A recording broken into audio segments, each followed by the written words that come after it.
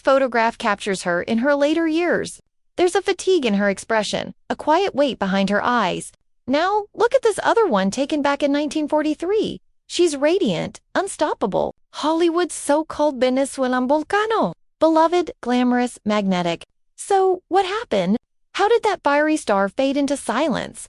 The truth is, the industry built a fiction and she was forced to live inside it. That fiction became her prison. Her real name was Mildred Davenport. She was born in Wyoming in 1921, a proud child of the Arapaho Nation. Life didn't start easy. She lost her parents young, bounced from one foster home to another, and eventually found her way to New York. There, her striking beauty caught attention. She began modeling, and soon, Universal Pictures took notice. But they didn't see Mildred. They saw potential, something they could mold, rebrand, and sell. They erased her identity and replaced it with a fantasy. Suddenly, she was no longer an American Indian woman from Wyoming. She was Acquanetta, born in Venezuela, supposedly descended from royalty.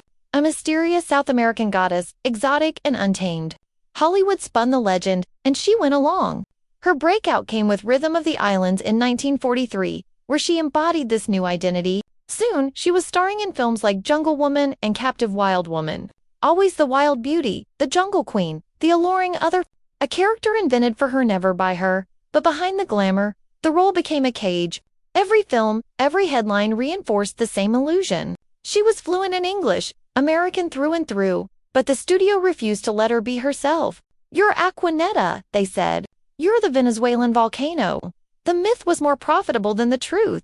She pushed back, fought for roles that reflected who she really was. The studios wouldn't listen. They had already decided who she should be. Look closely at this old promotional photo.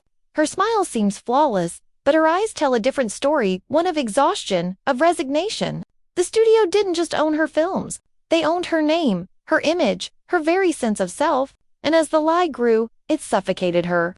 Her private life became tabloid fuel. Marriages, divorces, each headline, twisting her reality into spectacle.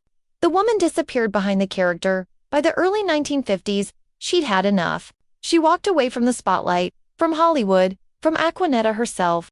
She remarried and settled in Arizona, building a peaceful, grounded life far from the lights and cameras. She became a mother, an artist, someone who could finally breathe again. But no matter how far she went, the shadow of that old persona lingered. To the public, she was still the jungle princess. The myth had outlived the woman who inspired it. Mildred Davenport, the real woman, had been erased by her own creation. Yet she never stopped trying to reclaim her truth. She fought quietly, living with dignity, until her death in 2004 at the age of 83. Now, look once more at those two photos, the luminous young star and the weary elder. Between them lies a lifetime spent wearing a mask Hollywood forced upon her, a mask that gave her fame, but took away her freedom. That's the real untold story of Acquanetta. Thanks for watching. If you found this story as fascinating as I did, don't forget to hit that like button, share your thoughts in the comments, and subscribe for more untold Hollywood stories. Your support helps keep these hidden legacies alive.